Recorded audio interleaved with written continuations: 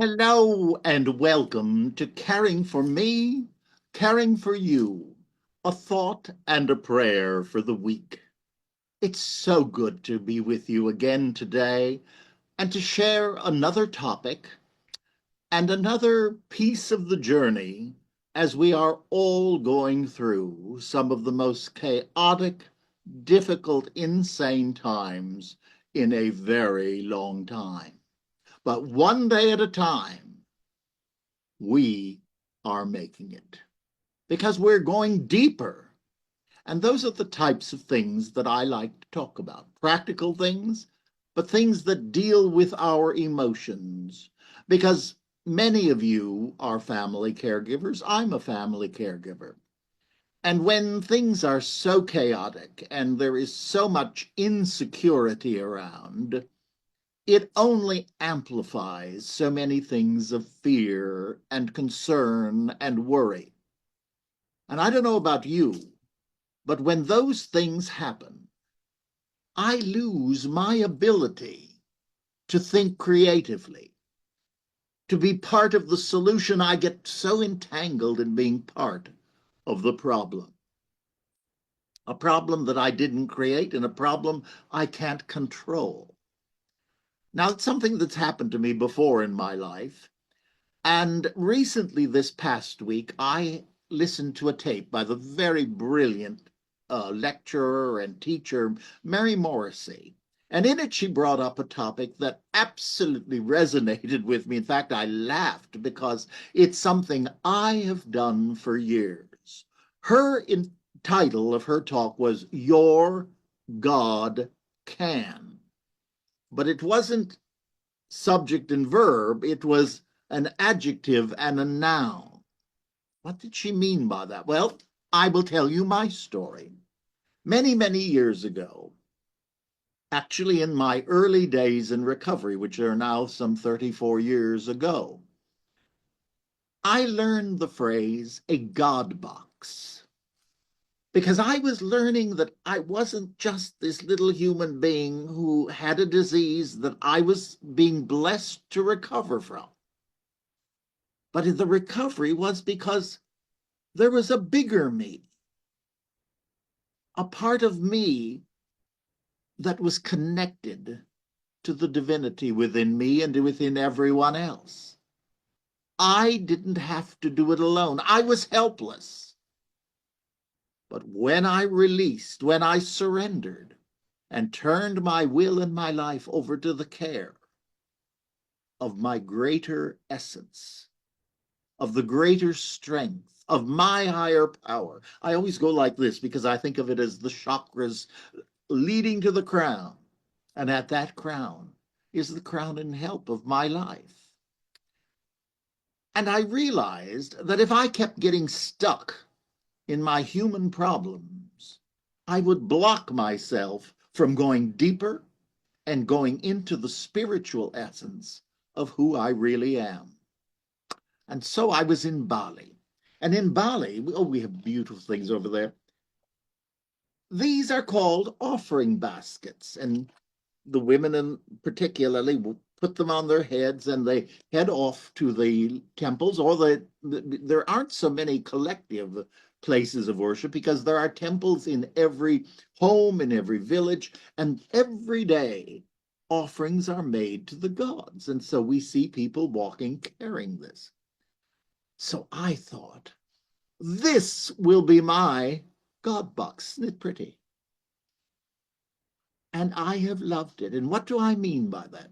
Well, when I'm in a situation and I'm getting concerned and I'm getting nervous and I'm getting afraid, and I did this through the entire time when my late husband was going through his final days, I would write whatever the problem was on it, on a piece of paper, and I would take it and place it physically in my God box. And I would say, I can't, but you can. And I await with joy and gratitude guidance. Guidance is now coming to me, not of me. Huge difference. Well, then as time went on, and I loved this, and I still have it here on my desk, I began to travel a great deal more, but I couldn't take that with me.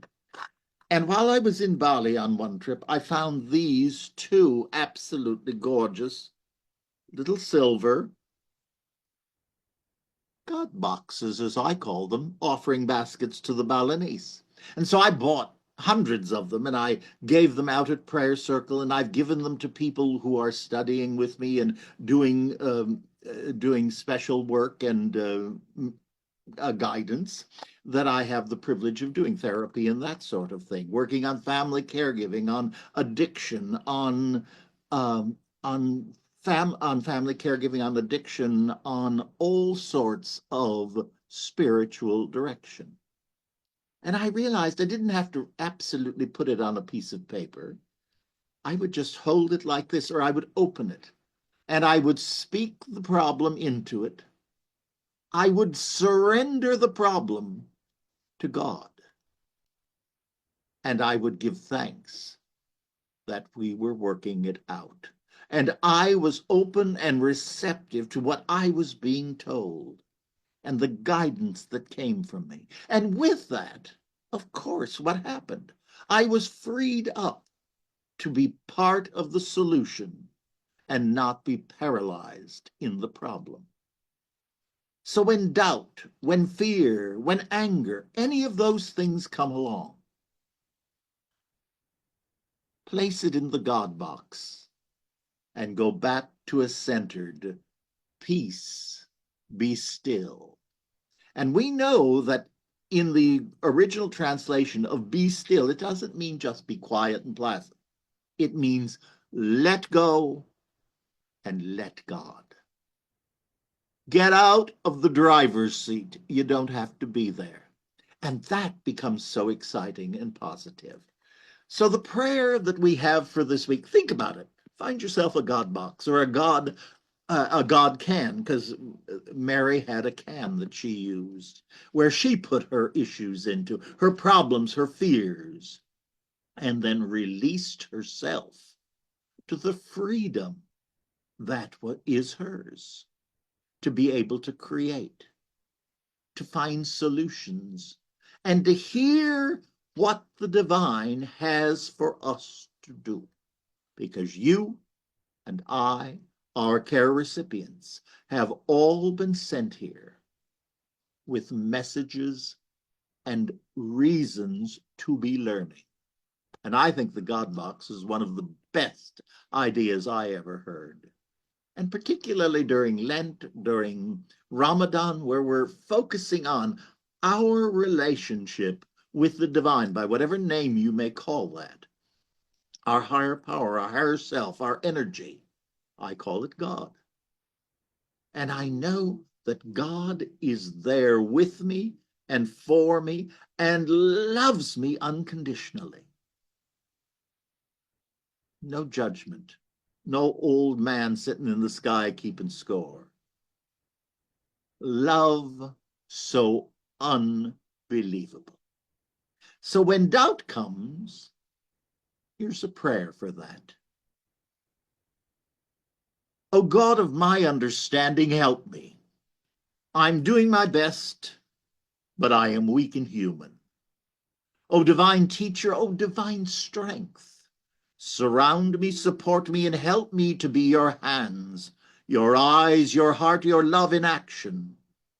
Help me not to waste time judging my success or failure. Help me just to act as if I know how to do this, and I trust in you to produce the wisdom, action, and results. I trust. We are indeed human beings locked in finite time and space. We are limited. You are eternal, unlimited, and forever living. Help me to find that spark of the divine within me and to let it shine forth, not of my doing, but of yours, the eternal now. Help me to grow 1 minute at a time, partnering with you and my sisters and brothers here on earth. There are people here and now who can help. They have been caregivers. They have experience. They have expertise from which I can learn and find strength. Through them, I can hear your loving voice saying, "Be still and know that I am God. I love you and I love your care recipient. Give me, O God, the grace to hear your voice of peace, courage, and strength. Give me the ability to hold the hand of my care recipient until at last I place that hand in yours for all eternity. O blessed communion fellowship divine, we feebly struggle, they in glory shine, yet all are one in thee, for all are thine. Alleluia, alleluia, amen. I hope you'll think about this week. Get your little God box there and get ready to partner with the divine presence that is within you.